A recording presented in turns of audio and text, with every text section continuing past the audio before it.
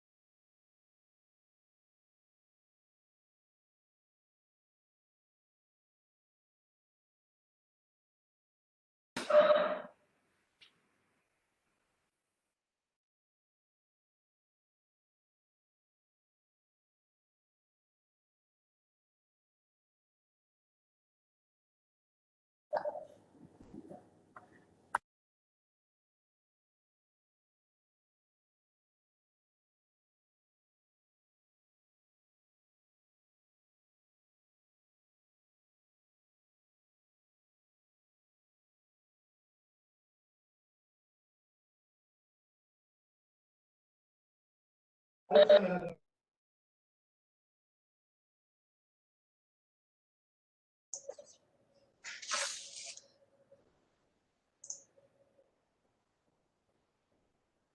very good afternoon, and I welcome you all to today's session on Indian Railways, building Atmanirbhar Bharat in Indian Railways through the PPP model. A very warm welcome to the esteemed panelists who have joined us for the session today. Being Atmanirbhar or self-reliant has been one of the major objectives of the Government of India, and the various divisions under the Indian Railways have been taking active steps in this direction. We look forward to hearing the views from the various speakers who are present here with us in the session today on what is the Government of India's policy in this direction. And to formally begin the session, I request Mr. Anupam Shah, former Chairman EPC India and Chairman EPC India panel on railways and related products and equipments, to begin the session with his welcome address. Thank you, Pallavi. Mr. S.K. Singh, Executive Director, RDSO, Mr. Naveen Agarwal, Executive Director, Business Development, RLDA, Mr. R.K. Singh, Director, Projects, IRSDC, Sehgal, immediate past Chairman, AEPC India, my dear colleagues and friends from the industry, a very good afternoon. I extend my heart's welcome to you all in today's session on building Atmanirbhar Bharat in Indian Railways through PPP model. In the words of our Honorable Prime Minister, Shri Narendra Modi ji, when it is self-reliant, it doesn't advocate a self-centered system. In India's self-reliance, there is a concern for the whole world's happiness, cooperation, and peace, unquote. Thus, in the essence of an Atmanirbhar Bharat, there lies a framework of collaborative and cooperative efforts toward the achievement of our development goals. Therefore, a public-private partnership, as envisaged by the Government of India, outlines the same collaborative and cooperative framework, allowing greater participation of the private sector towards the more balanced development of our economy. Friends, EEPC India, right from its incorporation 71 years ago, is advocating the same principles of collaboration, cooperation, and partnerships in the course of our mission.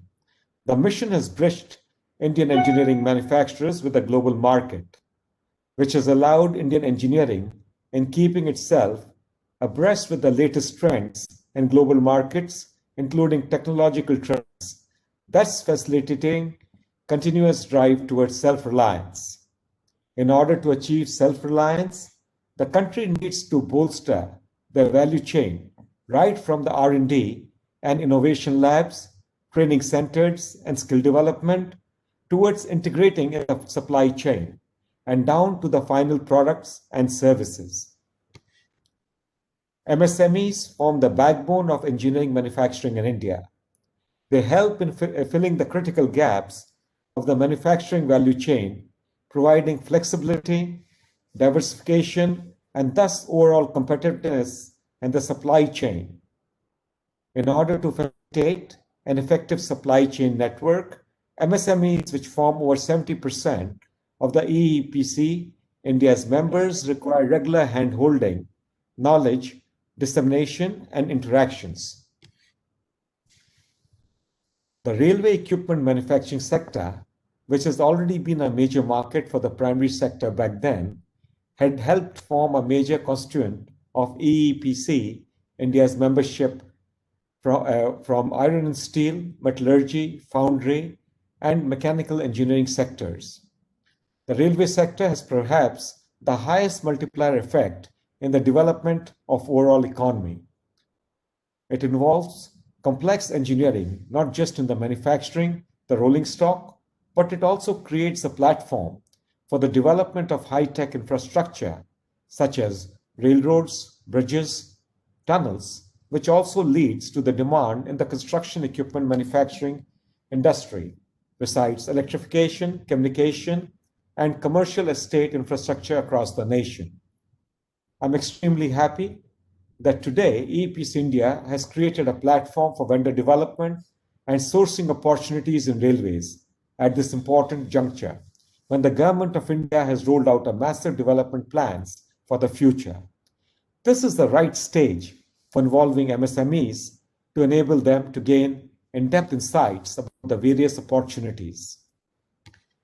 The railways of the future is in high-tech, efficient, environment-friendly, and sustainable transport platform for a fast-growing nation of 1.4 billion people. By the time the Government of India's National Plan 2030 would near its culmination, India would be on the edge of becoming the highest populated nation in the world, along with the highest asset of young and most energetic working class demography. Railways in India would play a pivotal role in reaping the yield of India's demographic dividend.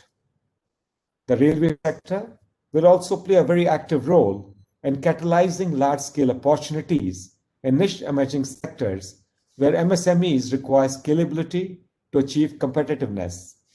These sectors include renewable energy, solar power systems, advanced materials, ICT technologies, to name a few.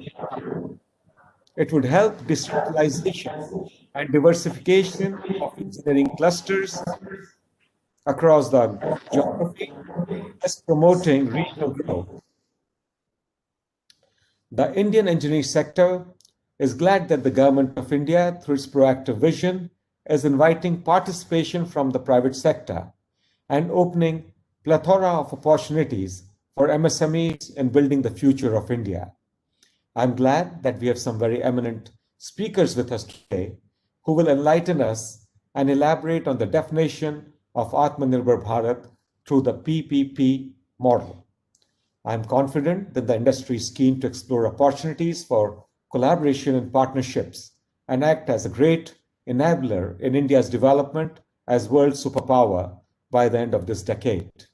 I once again extend my warm welcome to all the eminent speakers, guests, and industry leaders and wish them a very fruitful and interactive discussions. Thank you.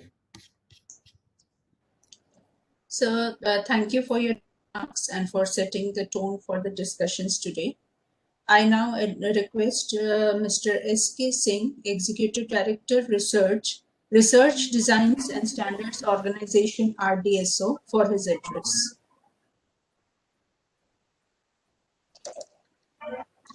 Good afternoon. I'll kindly give me the rights to share my content. Yes, sir, you are the presenter now. Okay, thank you.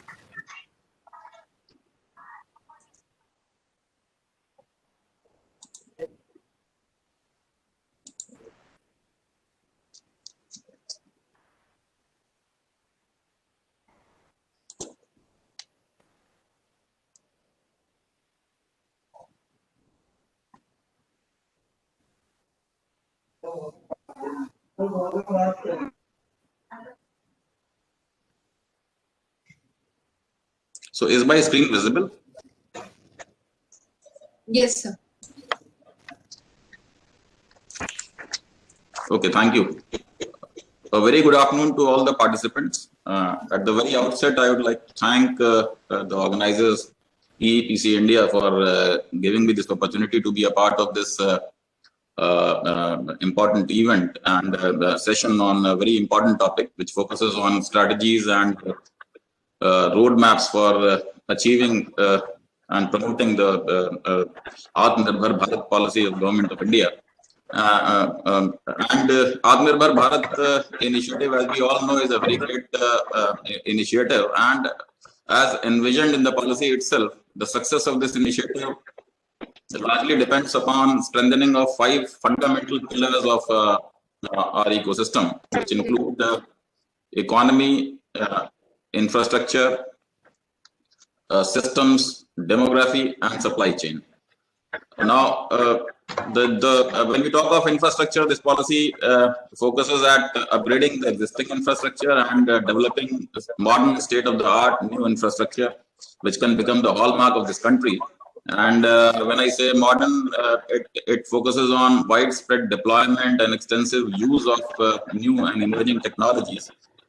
Technologies like artificial intelligence, machine learning, big data, cloud computing, composites, smart materials, use of drones, radars, and the list is endless. So, infrastructure which is creates an enabling ecosystem for all the stakeholders to take this country forward, and deploys new, evolving, and emerging innovative concepts and technologies in making the whole system more reliable, efficient, and what you call smart. So, railways being part of the transportation and mobility infrastructure of the country also has a big role to play in this whole scheme of things, and it has a role to play in propelling this country towards Atmanirbhar, specifically in the field of railway technologies and development of indigenous systems and concepts and new technologies within India, and creating knowledge within the country. So, reducing our dependence on imports is also one of the major factors of this, the overall policy that has been envisioned by our Honorable Prime Minister. So, there could not have been a much a better platform than this for all of us to be here discussing and deliberating on the strategies and the roadmaps adopted by different sectors of the railways for making railways Atmanirbhar, a self-reliant railway, at least for the railway-related technologies. So I'll be using this platform to share some of the policy reforms and what they call process improvements that have been implemented by RDSO in this direction. But before I come to the policy improvements and the process improvements that have been implemented recently in the recent past in line with this policy, I'll just take 2-3 minutes and quickly run through a few slides just to give you an overview of the kind of organization that we are and the ecosystem in which we function. RDSO, as you all must be knowing, is the R&D wing of Ministry of Railways, and the responsibility of RDSO is to develop new designs, evaluate new technologies for adoption on IR network, Indian Railway network. It also continuously works to improve the existing technologies, optimize the existing designs to suit our Indian conditions. Then it is considered to be, or supposed to be, the last and final word on all technical matters. It acts as an advisor to the railway board, to the production units, to the zonal railways. It also performs regulatory functions like safety certification of metro railways is undertaken by RDSO.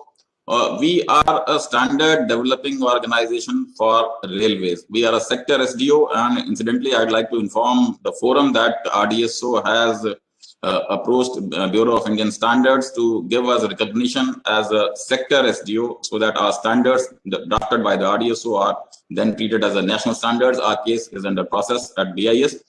We also handle supply chain development. So we control some, RDSO controls some around 380 plus safety critical items. And when we say that it is RDSO controlled, we mean that the vendor development for these items is done by RDSO. All the technical documentation pertaining to those items which are controlled by RDSO, like specifications, like schedule of technical requirements, your other technical documentation which become a part of the manufacturing process, your quality assurance plans and all those things, they are controlled by RDSO. And there is a list of some 380 plus items which is available on our website. It is in public domain. The type of items they are, the drawings and the specifications related to those items, all are available on our website. So we also handle supply chain development. We also have a full-fledged quality assurance wing which undertakes prototype inspections, batch inspections for these safety critical items. Now, this slide gives you an overview of kind of ecosystem in which RDSO functions. As you can see, Ministry of Railways has set up centers of railway research at 5 different IITs. The idea being to strengthen our engagement with the academia, and the intention is to engage with the domain experts, the faculty members, the researchers from the IITs, and take their work on joint collaborative railway research projects with the idea of developing indigenous technologies and creating knowledge within the country. There are a lot of emerging technologies which are developing, which are very what you call technically advanced, and the platforms are changing day by day. It is very difficult to keep pace with such technological upgradations taking place across the world, and therefore we are engaging with the faculties and the researchers in these IITs to work for us and develop concepts and systems within India. So specific areas of research, core areas of research have been assigned to each of these IITs. Like IIT Kanpur handles the electrical traction related research, Madras handles predictive maintenance related research, condition monitoring, health monitoring systems. Roorkee handles your track and bridge related research. Kharagpur is with the heavy haul and high speed. Similarly, IIT BHU handles the composite materials. We have interfaces with the Technology Mission for Indian Railways, which is a special purpose vehicle which was set up by the Parliament in the budget by the Railway Minister in 2017, and it is a consortium of 3 ministries: Ministry of Education, Department of Science and Technology, Ministry of Railways, and Industry. So it is functioning in a joint collaborative revenue sharing model. Shrestha is a dedicated wing which is being set up at RDSO, specifically focused at taking long-term core and fundamental research for railway applications. So this is coming up. Now we have interfaces with the international railway research organizations also, like KRI from Korea, RTRI from Japan, and Railway Research Institute from Russia.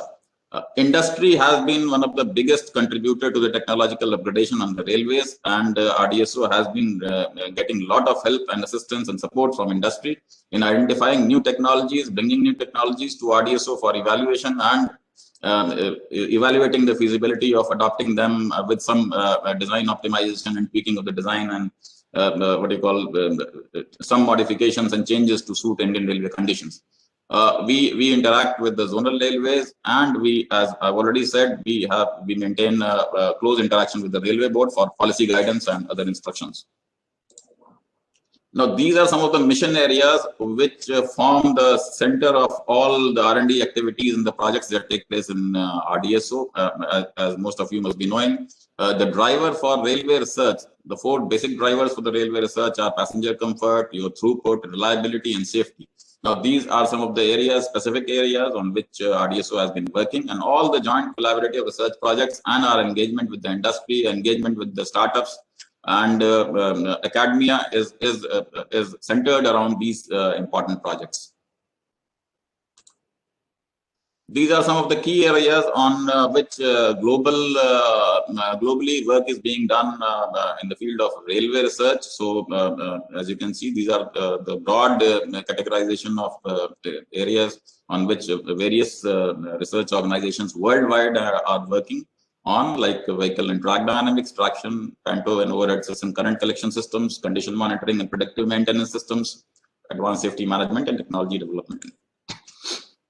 As already mentioned, conventionally, we have been depending on multinational organizations for all our technological needs, and we have been acquiring technology through TOT route. When I say TOT, it is transfer of technology.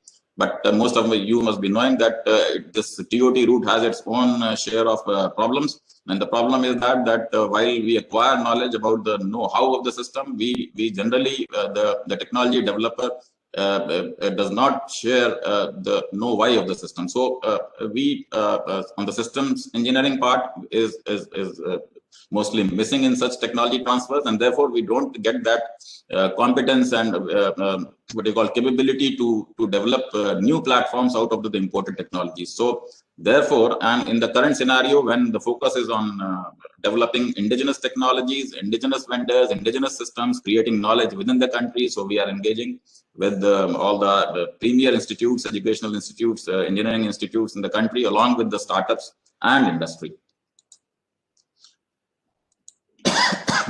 Now, on coming to the vendor interface improvements, some of the recent policy initiatives that have been taken or the system improvements that have been done at RDSO to improve the ease of doing business, and also to encourage and motivate more and more industry partners to come forward and join hands with us to strengthen our supply chain. As you can see, we have shifted most of our processes on the on what you call e-platform.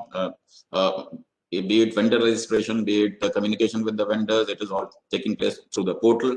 We are currently developing a common portal which for all production units, a single window, what you call access to all the production units through RDSO. So a vendor which is who registers and gets approved for an item in a particular production unit, he'll get approved automatically for all across for all the production units. So he'll get a unique vendor code. So that system is being we are targeting to launch that system by 15th of February, and it has a lot of features. The trial version will be launched, and that will further streamline the whole process. The focus is on proactive engagement with the industry.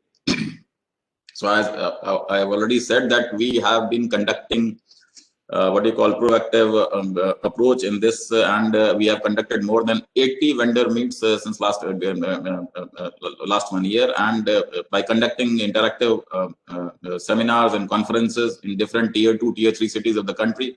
A dedicated team of officials from RDSO has been visiting various cities across the country. These seminars and meets are being organized in collaboration and in coordination with the industry associations like CII and SHM and FICCI. And the intention is to explain the changes that are being implemented at RDSO, educate the vendors about the process reforms, the simplification of the processes that have been implemented by RDSO, and to motivate them to come forward and give them a better understanding of the kind of volumes that are involved for different items, the kind of items, complexities involved, the design and functional requirements from expected from such items. So this is being done. Then, as directed by our ministry, that the intention is to decontrol or deregulate items which are non-critical in nature. So we are trying to what you call decontrol. The items were 2 years back, we were controlling around 670 items. Now, on date, we are only controlling 370. The rest of the items have been deregulated or decontrolled, or they have been transferred to the production units of the zonal railways. And the items can be procured through open market as per the complying to the specifications and the drawings that have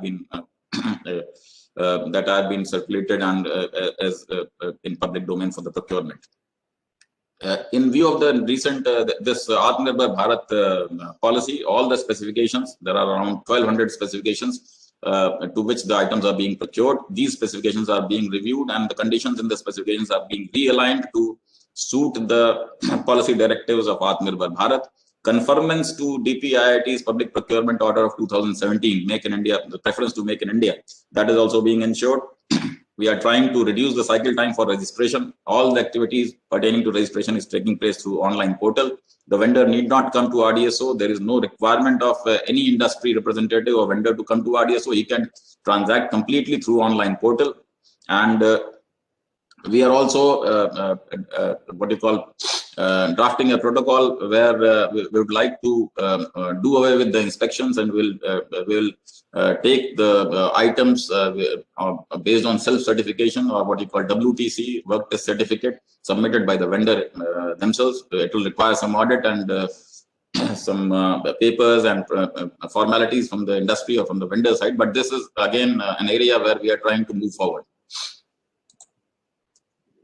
This I have already said. We have kept all these items. We have floated open-ended expression of interest for all 387 items which are currently controlled by RDSO, and these are open throughout the year. So any vendor who wants to come and join as a partner for any specific item can directly come anytime. There is no time limit or last date for filing your proposal or your expression of interest. So they have been kept open. A lot of procedure simplification has taken place. The registration fee and the testing fee have also been rationalized for the items where we have limited vendors. It has been reduced. It has been reduced for MSMEs. Testing charges have also been reduced.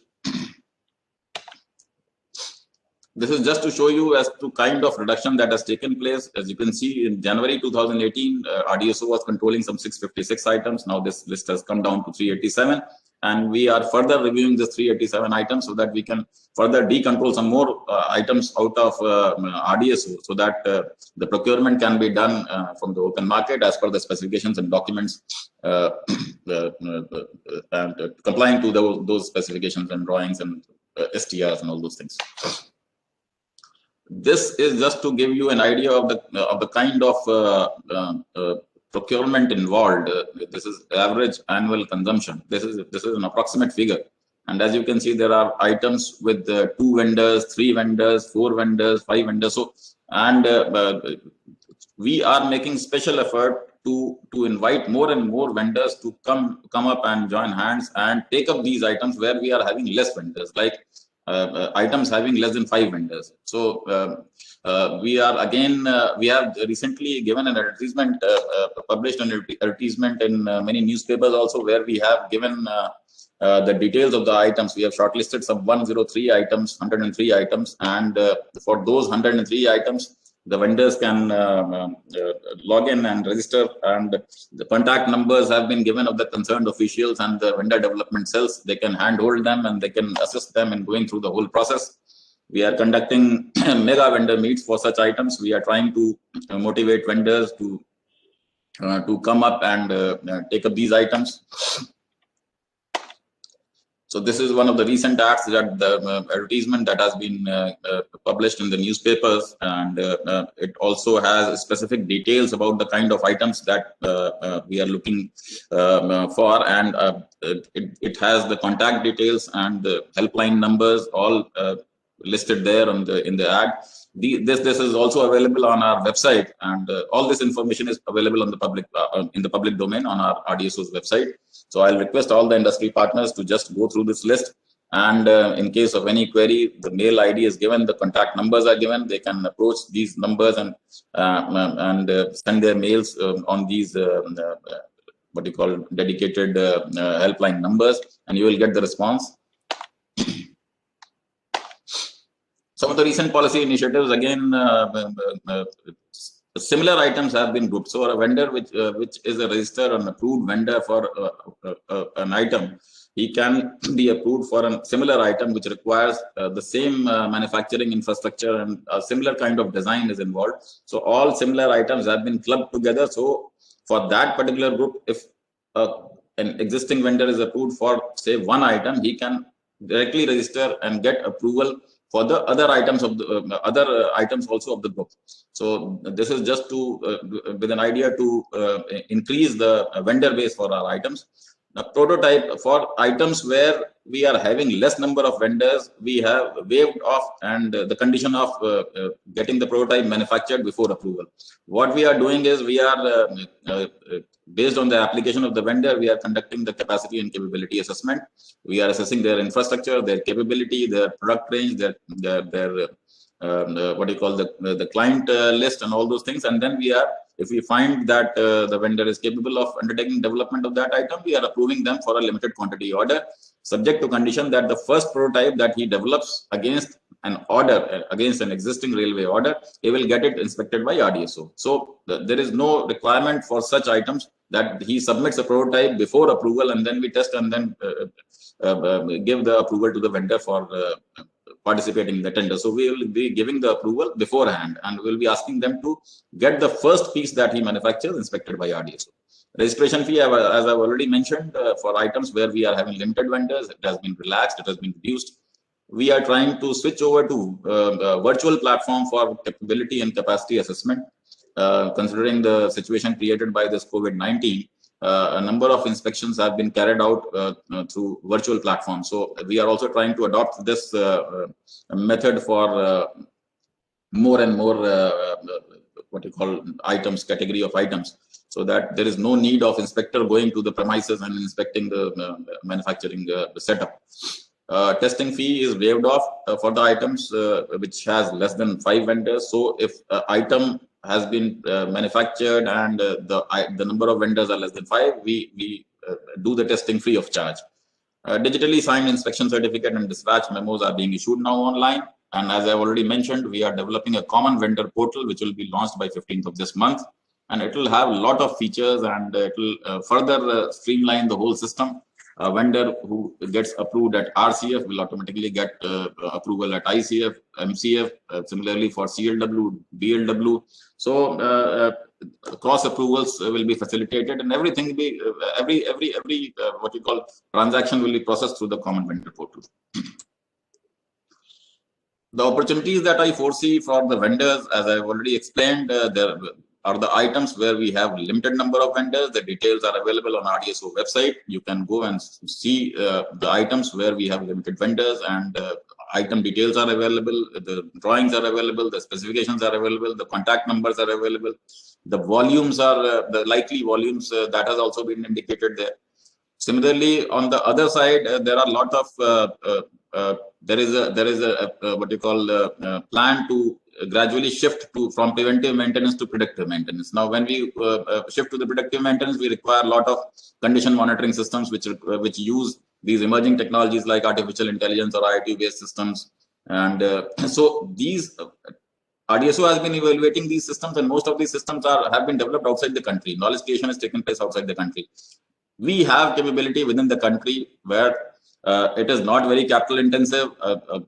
It requires some domain knowledge, expertise, your coordination with the your help and support from the academia. So these are some of the systems where I think there is a big opportunity for the MSMEs also to come up with their systems, to get it evaluated by RDSO and enter this area. This is the area of future, because everything is going to be shifted on what you call digital platform. A lot of data is still getting generated, and it is likely to get more and more. The application is likely to be or through these technologies only. And this data analytics as a service is again a business model which I think holds promise for both industry and railways. We are capturing a lot of data, and that data, we are setting on huge amount of data, but we don't have that domain expertise and core competency to use that data for forecasting or prediction. So what we can do is we can develop a model where we can provide access to the industry to our data, and they can then work on the data, develop analytical tools, and then offer services to the railways. So this again is an area where I will request industry to think over it and come up with innovative business models that can become a win-win situation for both industry and RDSO. So this was all from my side. I once again thank the organizers for giving me this opportunity to express and share my views on this forum. Thank you. Sir, thank you so much for your detailed presentation and for explaining us the various activities of RDSO. As you have rightly mentioned, indigenization, technology transfer, and import substitution are in fact one of the few core areas which the government is looking at closely. It gives me immense pleasure to invite our next speaker for today. We now have the address by Mr. R.K. Singh, Director Projects, Indian Railway Station Development Corporation Limited. Welcome, sir, and I request you to kindly address the gathering.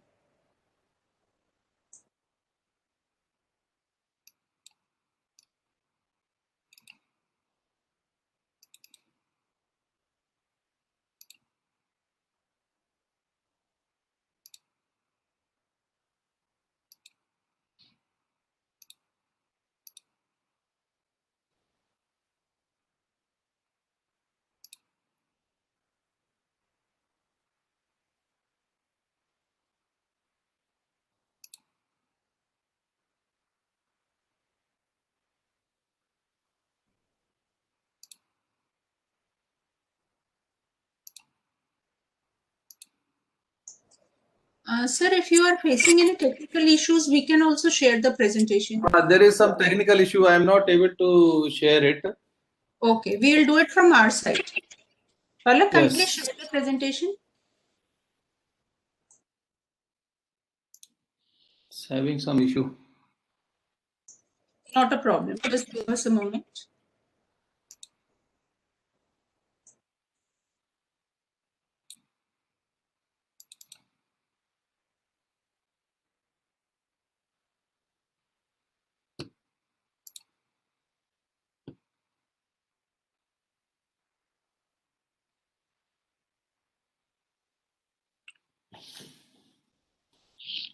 Yes, I hope it is visible, sir. Yeah, it's visible. Can I control it, or it has to be controlled by you only, ma'am?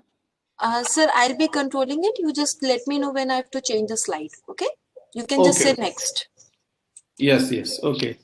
First of all, I would like to thank the organizers for inviting me for this webinar. It's my proud privilege to be part of it.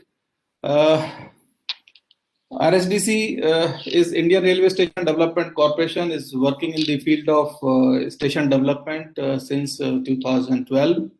I will request to go to next slide.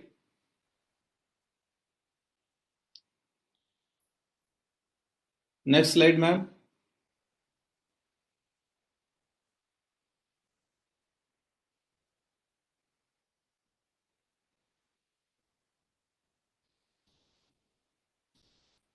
Yes, I think there is some issue.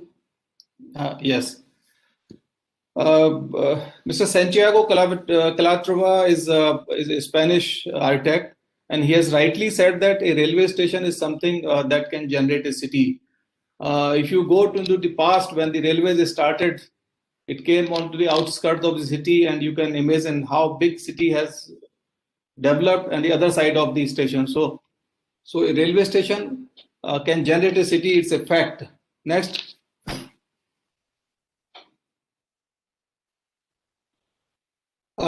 Ministry of Railways is running a mega transformation for creating world-class stations across India. And how it is possible? It is possible because there is a high footfall at our stations. 25 million passengers per day we are transporting on our railways. We are having top cities, almost 70% footfall is in our 100 cities. We have high growth of passengers, almost 7 years, year on year footfall is there. And at our stations, encroachment free land is available. So clean title is available for development. And by leveraging on this land and some user charges, we have to create world-class passenger amenities at our stations. Next, ma'am. Hello. Huh? So, as per the BCG report, they have done a study of 600 stations. Almost 2,700 acres of land is available across at these stations. And if we see how much infrastructure investment is required, is $10 billion for the station infrastructure is required, and for commercial development at these stations, almost $30 billion are required. So there is a huge opportunity for developers in for other industries also. Next. हो गया क्या अभी की चल रहा है? अच्छा. About RSDC, RSDC is a joint venture company of RLDA, IRCON and RITES is at 50, 26 and 24 ratio. It was set up in April 2012. It is the nodal agency for station development as per the approval of Union Cabinet.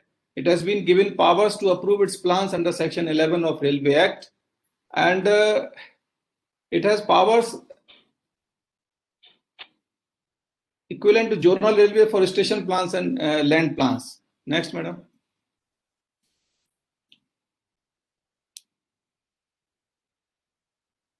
Our mission is to becoming a leading organization in the field of station development for operation and maintenance of railway stations, and creating world-class passenger amenities at the of international standards at the stations. Next. RSDC have many firsts to its credit. We have the first PPP project of Habibganj station in Bhopal. It was started in 2016, and I'm happy to say that it's going to be dedicated to nation very shortly. Then another contract was EPC contract at Gandhinagar in 2017, where the five-star hotel, first time a five-star hotel is being constructed in India on the railway tracks.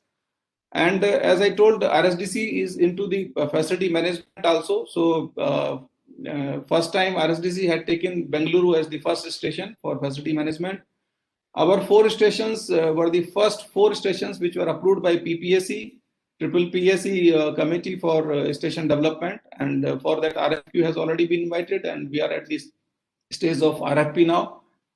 And we have taken facility management, some of the facility management at our stations, like which has been done at the first time in the Indian Railways, air to water. We are creating water from the air.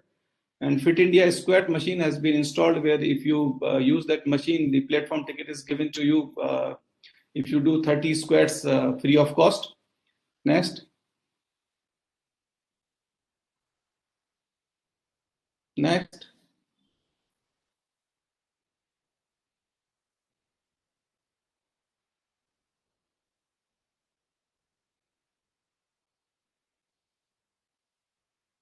Some issue is coming actually. Yes, so as I told that Union Cabinet has given all some powers to RSDC. It's the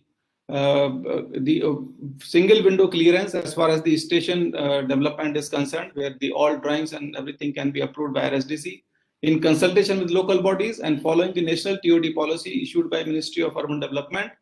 And no change of land use required pan-India.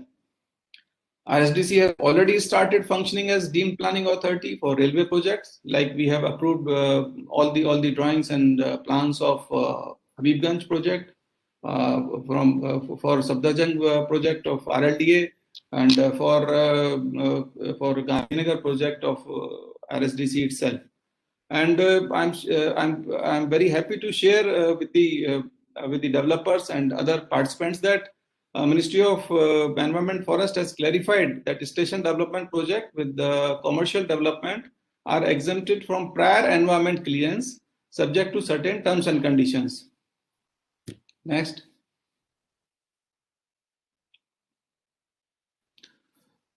So RSDC is doing involved in station development on PPP mode only. So for railways, there is railways will be doing operational infrastructure. Train operations will be done by railways. Parcels, handling and services on trains, batch rolls, catering, etc. Collect user charges. This will be the responsibility of railways. And the private entity coming for the station development, he will do design, build, finance, procure, operate, and maintain stations for 60 years. He will get user charges, certain user charges, which are yet to be notified by Ministry of Railways. They will collect revenue from shops and kiosks at the stations. Advertisement, parking also will be to their credit. And they will collect revenue from real estate, lease up to 99 years. So wherever residential complex is being made, for that portion will be on 99 years lease. Next. So actually, RSDC's focus is on 7 C's, that we have to provide a congestion-free environment at the station by segregating arrival and departure passengers. For passenger convenience, lifts and escalators will be provided, and we'll be conserving the existing natural and built environment at the station. Cleanliness will be our priority at the station, and clear and fast communication. Convergence on all modes of transport convergence will be announced at the station. And finally, taking all these factors into consideration, our main aim is to creating a city center. So our station, once it is developed, it should work as a Railopolis sort of a thing, like Megapolis. All things are available there. A passenger coming to the station while going back to his house, he should be able to do his own duties, all functions, whatever is required, he should be able to meet at the station itself. So that is the aim, and on that 7 C's only we are working. Next. This is a plan showing how the segregation of passengers will take place. The green shows the departure terminal, and this red one shows the arrival. And so that the passenger, they don't intermingle with each other, and as far as possible, and so that the environment at the station is congestion free. Next. We are trying to create a big waiting area to be called as concourse at the station, so that the passengers can wait there. They can wait for their trains. They can enjoy their Wi-Fi, they can sit there, they can read there, they can eat there. So that trying to be created at these stations. Next. Our aim is that when the passenger is coming to platform, he should feel a comfortable environment at the station. The temperature at the station should be at least 10 degrees below outside, by using such technologies. So cover on platform will be provided at all these stations. Next.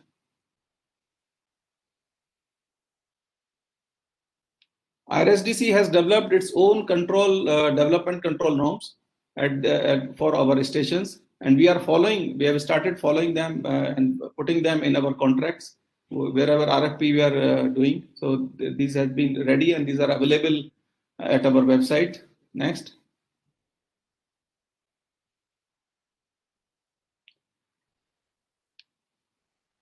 Our main aim is to have a comprehensive plan at a station. The station should look like a world-class station.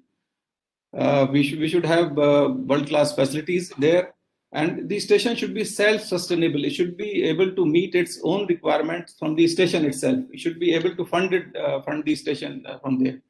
And in addition to that, there is we are developing 24/7 city center around the station, and we are trying that whatever footfall is coming to the station, it is integrated with the commercial, so that there is enhancement of commercial also.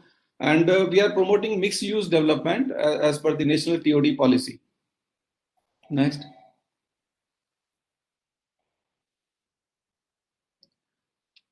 We have developed our form-based code also.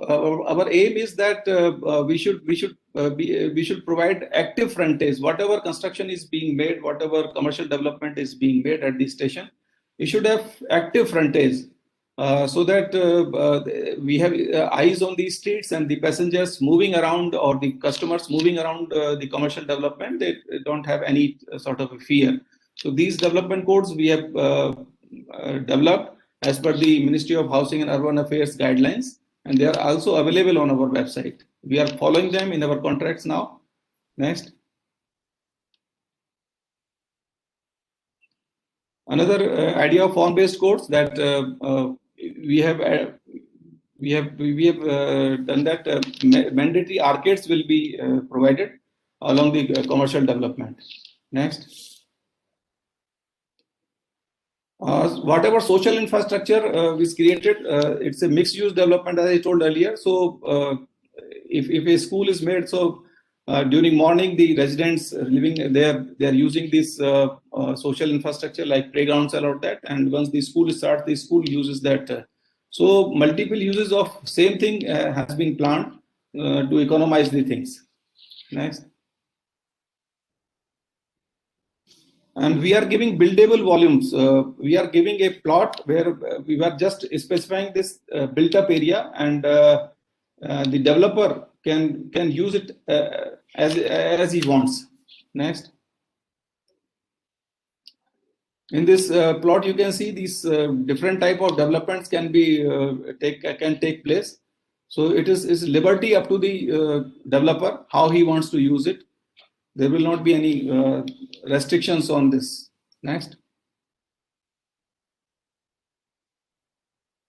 This is one of the station, Chandigarh. It's an architect's plan where before this slide, I think, not this one, earlier slide. So next.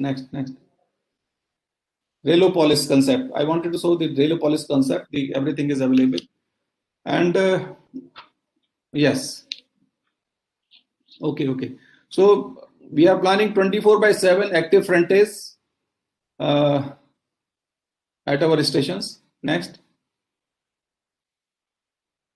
Salient features of redeveloped station. Actually, we are going to have improvement in passenger amenities, facilities at the station. And our aim is to promote positive customer experience and development of iconic station online with the character of the city, so that the station is visible from a distance. So iconic, some structure will be made at the station. And aim is to use the commercial available land, commercially use the land available at the station. Next.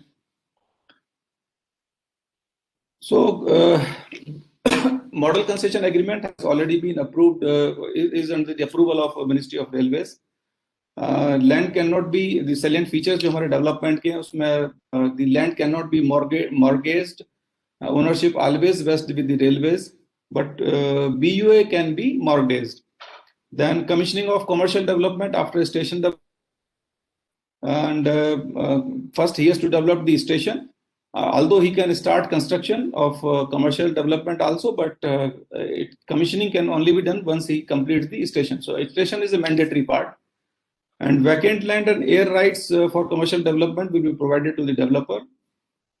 Advanced marketing is permitted through escrow mechanism. He can do marketing and deposit amount in the escrow account. Residential mixed-use development is permitted. And the developer has to make a SPV once his bid is accepted. Next.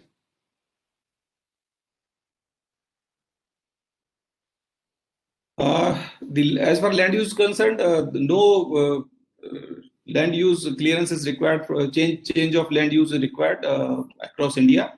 We have to follow TOD principles. The plan approval powers are under Section 11, as I already told.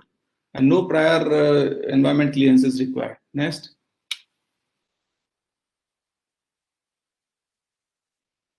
We have to follow the national TOD principles, and we have already developed local control norms by RSDC, and mixed use development is permitted. Promotes, our aim is to promote walkability at the station, and sustainable development has to be ensured. Next. To expedite the our program and to have facilitation from the state governments, we have already signed a MOU with Haryana government. We are planning to sign similar MOU with other state governments also. Next. So as far as current activities are concerned, 2 projects, Habibganj and Gandhinagar, are in the advanced stage of completion. We have accepted 2 contracts on EPC mode, Bijwasan and Chandigarh. And for Bijwasan and Chandigarh, commercial development tenders has been invited. RFQ has been invited for 5 stations. They are now RFP is being planned to be called shortly. And we are doing actually station facility management also in addition to station development. So we are having 5 stations presently, and 90 more stations are planned, for which in principle approval has been given by Ministry of Railways. And these 90 stations will be on PPP mode. And we have engaged 6 CPSEs for development to help us in preparing DPR for 45 stations. Next. So this is project under execution. This is a photograph. First, left side is the architect's view, and right side you are having the actual photograph of the site. Next. This is Gandhinagar photograph, hotel where 5-star hotel is being made right on the track, and we have the first time 105-meter platform coverage at this station, the first time in Indian Railways. Next. This is concept plan of Gwalior, for which RFQ has already been invited, and we have sent RFP for approval of PPAC to Ministry of Railways. Next. This is a Nagpur plan, where RFP is being sent to shortly to Ministry of Railway for approval. RFQ already finalized. Next. This is plan of Amritsar, where again RFQ has been finalized. Next. This is Sabarmati station in Gandhinagar, in Ahmedabad, where RFQ already finalized. Next. This is CSMT, very important station like New Delhi, where RFQ has been finalized, and I'm happy to share that a large number of participants like Adani and GMR and all big developers has participated in the RFQ. It is under finalization. We are planning to float by June end. This is next. This is Surat multimodal MMTH, multimodal transport hub is being created Surat with the help of Surat Municipal Corporation and the Surat Transportation. This also RFQ has been sent to Ministry for approval. Anand Vihar, it was accepted on EPC basis, but we have due to force majeure, the contractor has withdrawn. Now we are going to this station also being developed on PPP mode. Shortly we'll be sending to Ministry of Railways for approval. Next. Bijwasan station, again EPC mode. It is work has started, but due to force majeure, it has been put on hold for some time. Next. Chandigarh, we have recently invited bids for land monetization at this station, and for station development, EPC contract is already in progress. These are upcoming projects, around 45 stations. I told you these are being developed by various CPSEs. They will work as PMC to RSDC. Next. We are into the facility management also, and here a lot of opportunities in the station development. A lot of opportunities are available not only for developers, but for other vendors, other industries also. Like I would like to say at Habibganj, we have taken our travelators and escalators from China, and developer has taken from them. But if they are developed in India itself, there's a huge opportunity. Lot of stations are coming. We are working on 61 stations, an equal number of stations. RLD is working, so huge opportunity for the vendors to establish this industry here. In facility management also, we are promoting all new innovations. for facility management, we have already taken some steps. I will be covering in my next presentation. Next slides. Next. These are the 5 stations where RSDC is already working. Next. Our vision is to create best-in-class passenger services for unforgettable customer experience at these stations. Next. Regarding operation model, presently at the 5 stations, we have given MVP services and housekeeping services, passenger services to a facility manager. Our nodal officer is there, and some staff is there from the vendor side also, facility manager side also, and it is being maintained efficiently. RSDC is doing the revenue management of the station. We are collecting all the revenue, and all the revenue is going to the escrow account. Escrow account is maintained with the railway, Ministry of Railways, the facility manager, and RSDC. Next. We are giving importance to mechanized housekeeping at the stations. Cleaning is being done mechanically most of the time. Next. And we have done many first at the station. Like I told you, it is an innovation. Water from air vending machine has been installed at Secunderabad station. Fit India is again a innovation by a local firm who has developed this machine, and it has got a huge response when it was installed at our Anand Vihar station. Next, Eat Right station, highest rating we have got at Anand Vihar and our Bangalore station. We have started digital locker in railways, and generic medicine shop has been started at Anand Vihar station. Other stations are being extended to. We have had mobile charging kiosk at our stations.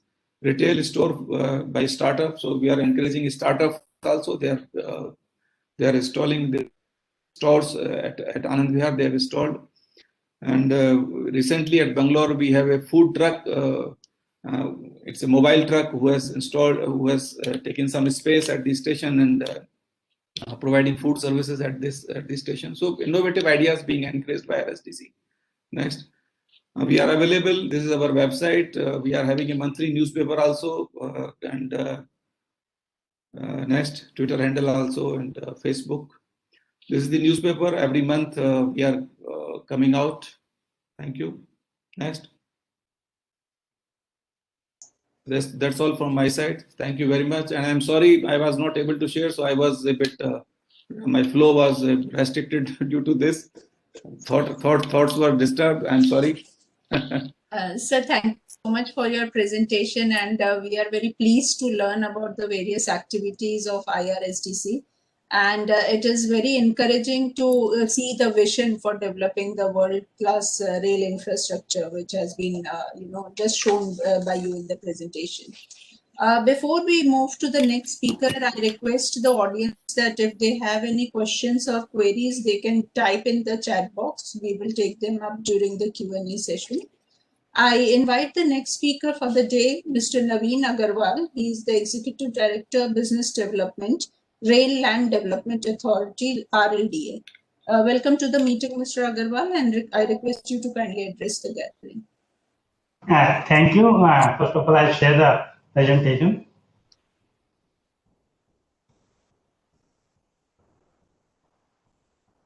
Madam, I will be leaving, as I told you, 4 o'clock. My another meeting has started. So any questions can be mailed to me. I will answer them. Sure, sir. Sure. And thank you so much for being present at the session today. Thank you, sir. Yes, thank you very much. So nice.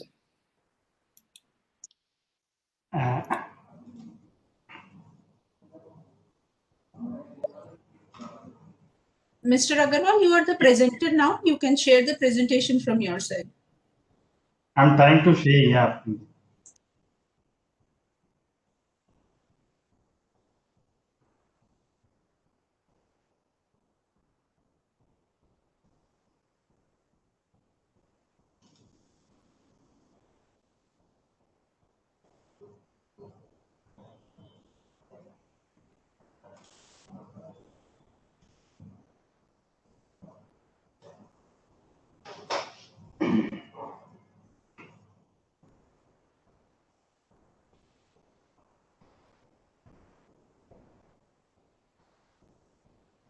Yeah, very good afternoon to you all.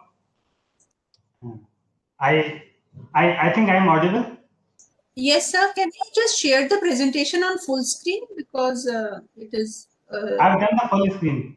Okay. So a very good afternoon to you all. I thank the organizers to give me this opportunity to share our views on building Atmanirbhar Bharat in Indian Railways through partnerships. Here I will talk about partnership opportunities for private sector, areas of land monetization of Indian Railways. As you all know, that Indian Railway has vast areas of land under its ownership. Railways has the second largest land holding in India after Indian Army. As of now, Indian Railways have about 43,000 hectares of vacant land. To garner funds for its infrastructure development, capacity augmentation, and improving existing infrastructure, Indian Railways has huge requirement of funds. And in the recent times, there has been a lot of emphasis on monetization of land and other assets of railways to generate those funds.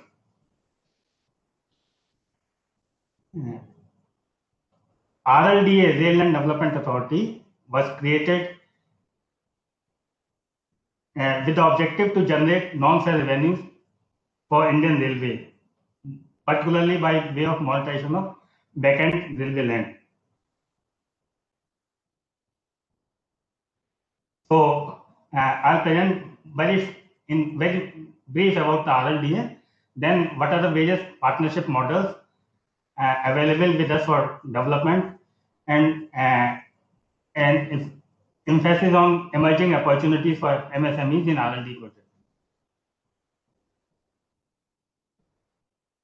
So this is a statutory authority established by an Act of Parliament by amending the Indian Railway Act in the year 2005. RLDA started functioning in 2007 with a mandate for monetization of vacant railway land to generate more and more non-fare revenues for the railways. They are empowered to undertake land monetization of not only for the railway but on behalf of any central government department or central PSUs. Of late, we have now pan-India presence. So we have the corporate office at New Delhi, and we have our offices at all major cities: Chennai, Kolkata, Bombay, and Lucknow, Secunderabad, Jaipur. We are coming up at Nagpur and many other important cities. So I'll talk about the opportunities which are of interest to the participants here. So what we are primarily doing is the multifunctional complexes at the stations. There are complexes at the stations wherein we look for the private sector participation for creating multiple rail user facilities like food kiosks, budget hotels, parking, variety shops, etc. under one roof at the station. So as of now, 123 stations, we have the mandate to develop this multifunctional complexes. We are also doing the commercial development on vacant standalone land parcels. As of now, 84 land parcels. Their land is entrusted to us by the Ministry of Railway, and as of now, we have 84 of them with a total area of more than 700 acres. So we are also doing the colony redevelopment. As you all know, that railway colonies are spread over vast land areas, and the railway quarters are generally single story, at the most double story. And the quarters are very old. Some of them are as old as maybe 80 years, 70, 80 years. They are many places the quarters are condemned and people are forced to live in them.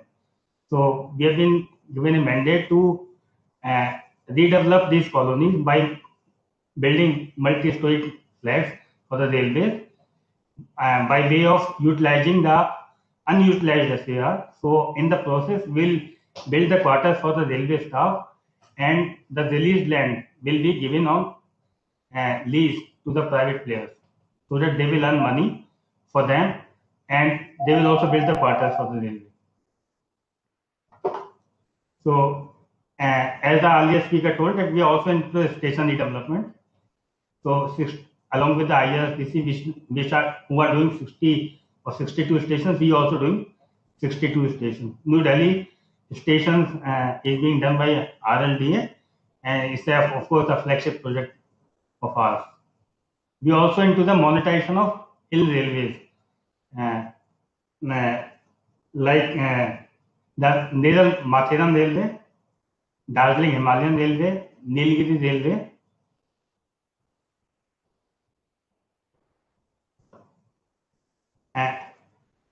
and the fourth one, the total full mountain railways. And we also into the monetization of railway stadiums. Two stadiums at Vizag and one at New Delhi. It's near the New Delhi station, Karnal Singh Stadium. We also into the monetization of these assets.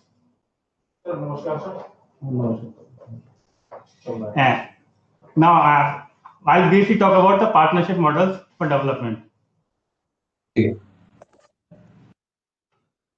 So, just to quickly take you through the various models available for development.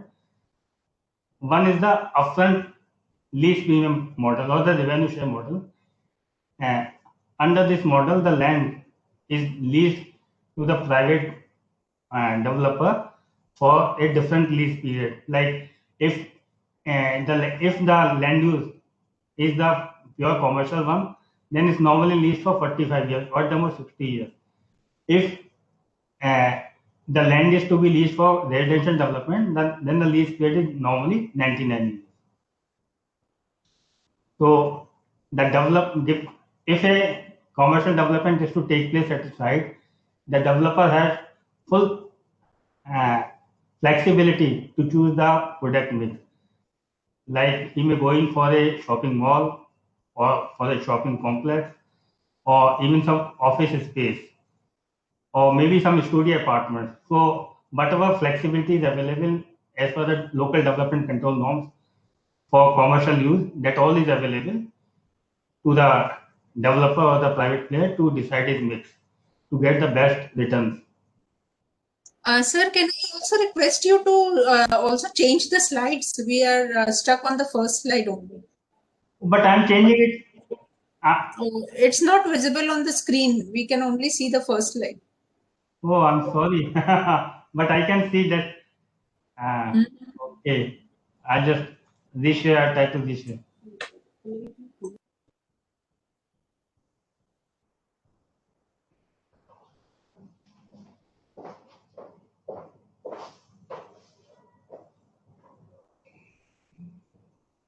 Can you see it now?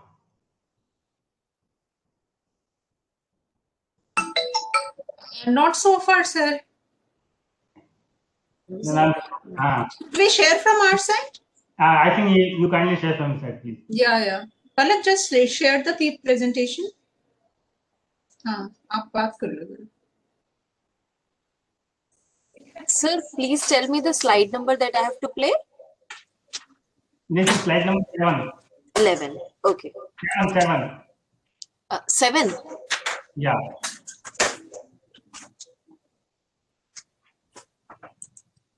Fine? Yeah, fine. Thank you. You're welcome, sir. So I'm talking about the partnership model. Yeah.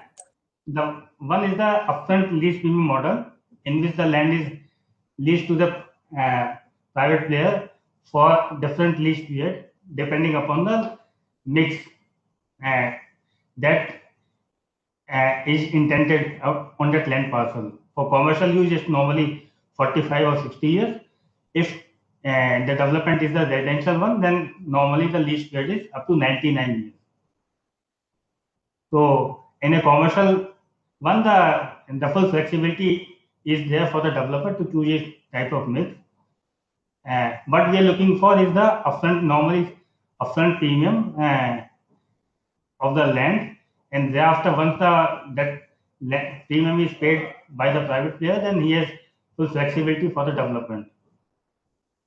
Then another model is the joint development or self development. Under the self development, we build the asset on our own, and of course with the help of some EPC contract, and then we lease out the built asset. In case of joint development, though we are yet to take any project on the joint development, but we are empowered to do the joint development with any private party by way of making an SPV. So wherein our equity can be in the form of land, and private player can put his equity, his fund, money to build the asset, and thereafter the proceeds can be decided. I mean, by way of arrangement, the distribution of proceeds will take place. Next one, please. The strength of this our project is that since the railway land is generally located close to stations, so we are well connected to all parts of the city. Yes, the stations are normally located in the city centers. Their captive clientele, land titles are generally clear, and whatever land parcel is given, that is ensured that is free from all encroachments. So of late we have got for stations we have the commercial monetization of land has also got the infrastructure status, which gives ease in getting debt from the market, from the banks to the developers. And since it's the government land, certainly there is high level of confidence to the end user. Next, please.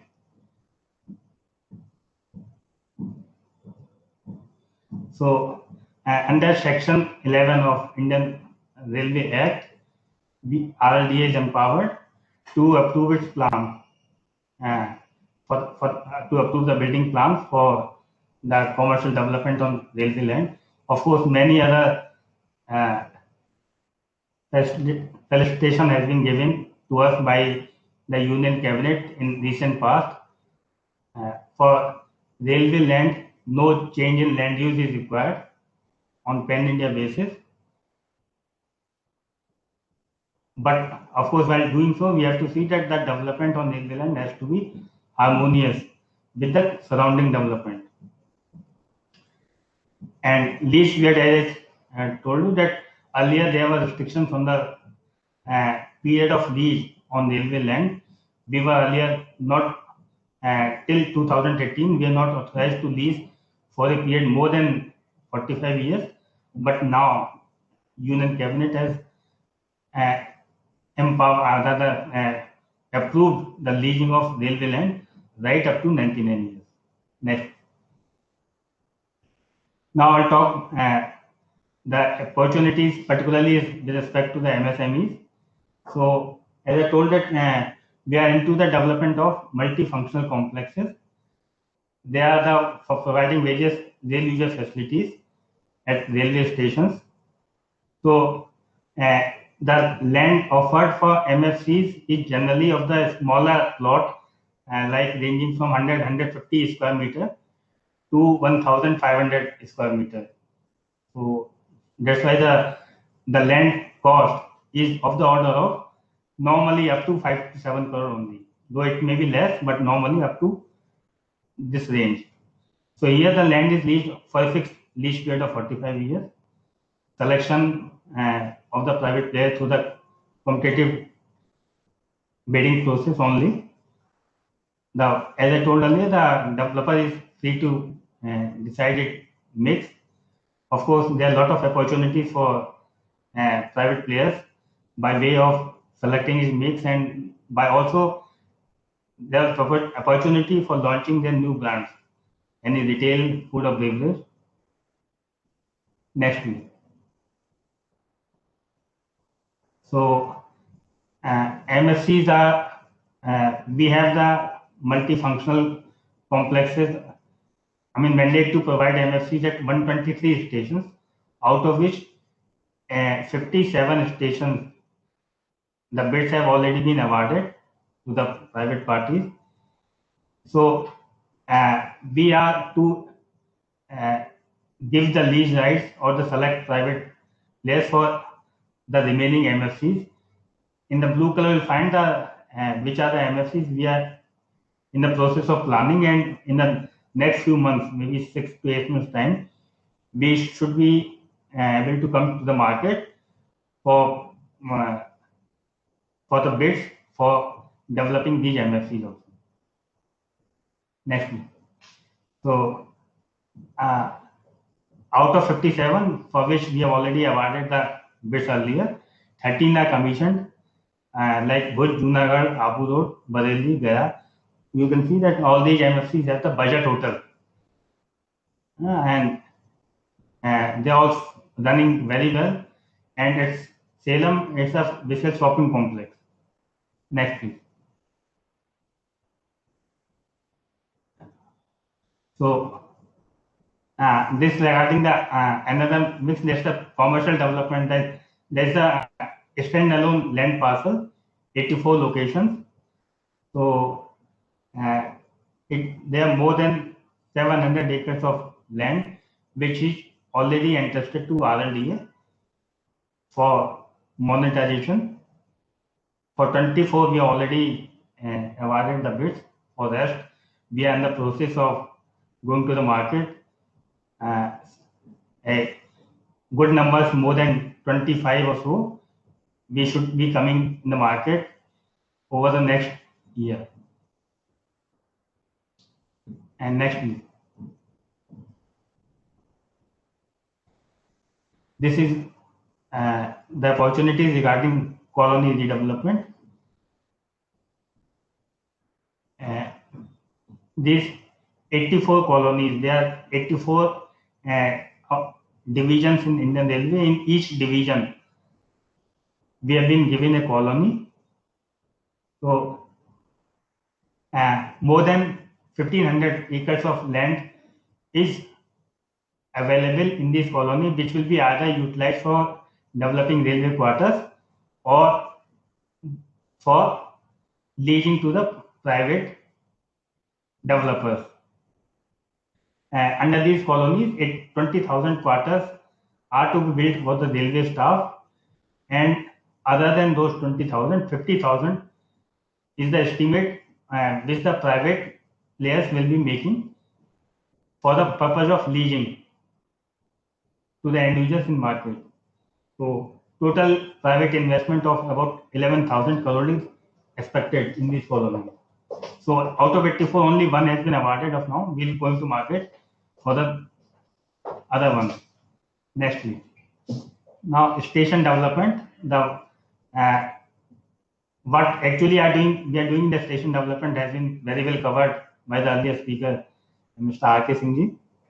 So just to quickly brief you that 62 stations are being done by RRD also. So few we are doing with other government agencies, and these 62 stations, they entail a total private investment of 12,000 crore in building railway assets like railway stations or other railway facilities. In addition to it, they entail a investment of more than 15,000 crore in the station estate, that is the real estate, the land which we will be giving to the developer or to the concessionaire for developing commercial property in those land for leasing in the market. Next, please. So just a glimpse of the proposed stations, right from New Delhi to Charbagh, that is Lucknow, Gomti Nagar again in Lucknow, Tirupati and Nellore in Andhra Pradesh, and Pondicherry.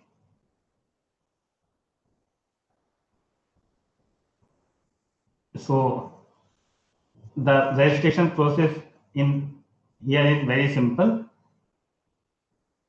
Any individual or a public or private limited company or any registered LLP or cooperative society trust consortium, they all are eligible to bid in RLD tenders.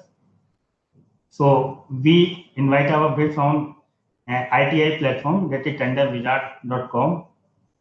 So by paying a registration fees of about 2,500 in taxes, one can register, and subsequently they can have a look on our various bidding opportunities and participate as per the eligibility conditions. Thank you very much for your attention. Thank you. Thank you so much, sir, for your address. And it is quite interesting to know about the various development projects and activities being undertaken by your organization. We will take up the Q&A session shortly, but before that, may I request Mr. Ravi Sehgal, immediate past chairman, EEPC India, to kindly conclude the session and present the formal vote of thanks. Thank you, Pallavi. It's indeed a great pleasure to present this vote of thanks. I'm sure there are a lot of questions because it was a very interesting presentation. My special thanks to Mr. R.K. Singh and Mr. Naveen Agarwal and Mr. S.K. Singh. There was a lot of things to learn. Frankly, I myself, having traveled to international stations all around the world, I mean, we see that India is on the emerging path, and it's surely going to be matching the world requirements, especially when we go for the bullet trains and when we go to the most modern concepts of travel by rail. What I got to learn was about the wonderful developments in the RDSO, the policy reforms and the performance improvement. I mean, especially the new designs, new technology, and the collaboration with the 5 IITs and the International Research Institute. I mean, this is definitely going to give a big leverage to the Indian Railways and, of course, to the improvement of the systems that the public is looking for and the people are looking for. The mission areas, the key trends, whatever he spoke about. And the best part was that the Atmanirbharta, which comes out of indigenous technologies, was something that RDSO is moving towards. And that is a very, very positive development. Mr. R.K. Singh's presentation on the Indian railway stations development was indeed an eye-opener. Of course, we all are looking forward to very modern stations, because the moment we think about going and catching a train, the pictures of the yesteryears on how the cleanliness or the crowds and other things, issues come to our mind. But seeing where we are going into and where we are already in some of the stations, I think this is very positive. 600 stations at $10 billion is a wonderful project. And I think this is where a lot of MSMEs are going to be involved. And I'm sure a lot of our members would be taking interest in that. The 7 C's formula for the convenience, the cleanliness, and all the issues that a station faces, I think they are something to, look forward to. My only suggestion would be that, since we are moving to a different international grade of,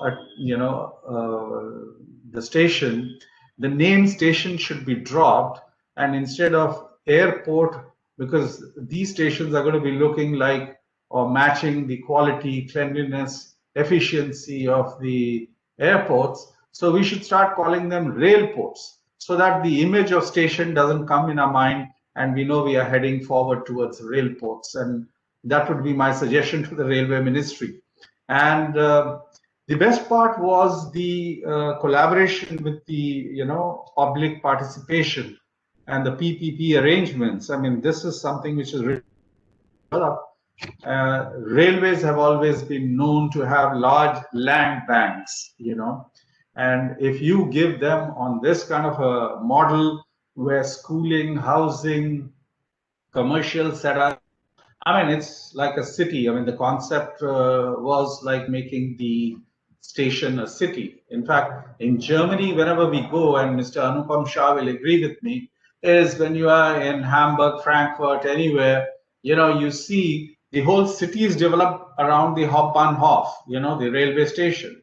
And I think that is the concept that is going to come up with the social living and the public living together, and using this very excellent mode of communications and traveling and other ways, and that is going to be really helping. Mr. Naveen Agarwal, you also expressed how the Rail Land Development Authority is going to work and progress with the public participation, and we are going to give a new look to the whole system.